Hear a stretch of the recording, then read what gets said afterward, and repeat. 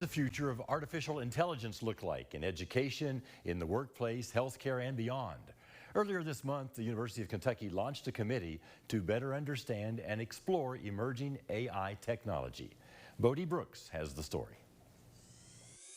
How we do our work is going to change, and maybe even how we consider our very fields of study. By the end of 2022, leaders in higher education had a sense that artificial intelligence was going to continue to grow at a rate faster than we can keep up.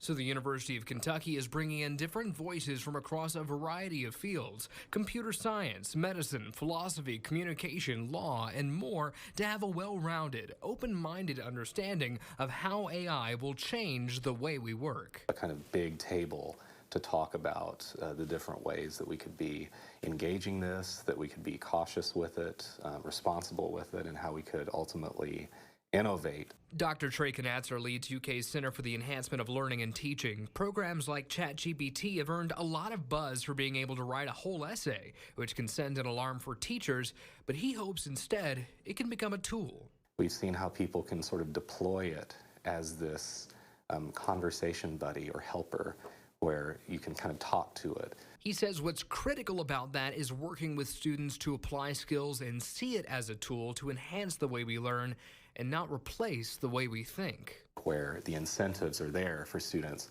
to do the tasks that are most important for their learning, and perhaps are even given opportunities to use generative AI at moments during that process. Knatzer compares this stage of emerging AI technology to the early days of the internet in the 90s. There was a similar feeling of disruption around where knowledge is coming from. And today, the internet now touches virtually every part of our lives.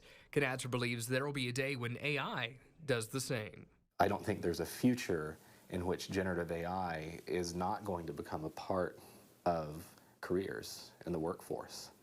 And we have an obligation to help our students become well-informed, critical, and both effective and responsible users. In Lexington, Bodie Brooks, Fox 56 News.